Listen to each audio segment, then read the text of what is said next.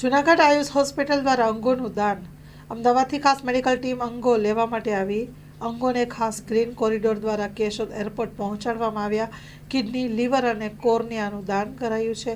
Mansukh દોગાનું accident થતાં થયું હતું બ્રેઇન ડેડ.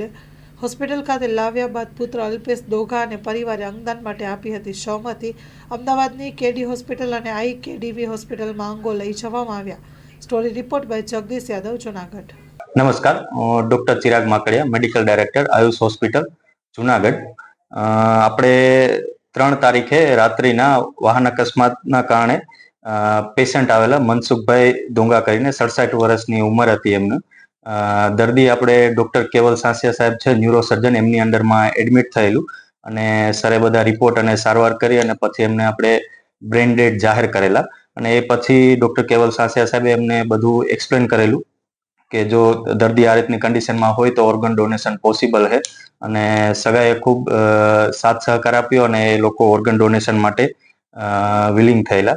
તો આપણે આયુષ હોસ્પિટલમાંથી સૌપ્રથમ વખત આ ઓર્ગન ડોનેશન અને ઓર્ગન રિટ્રીવલની એક પ્રોસેસ થવા જઈ રહી છે.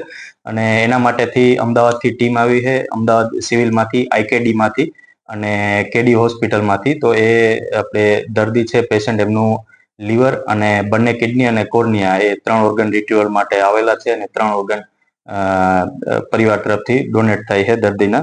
તો આ એક ડિવાઇન ઇવેન્ટ કહેવાય. તો એના માટે અમને ઇન્વોલ્વ કરવા માટે અમે પરિવારનો પણ સાથ જે સપોર્ટ મળ્યો એના માટે આભારી છીએ અને બીજાને પણ પ્રેરણા આપીએ કે આ વસ્તુને આપણે અનુસરીએ.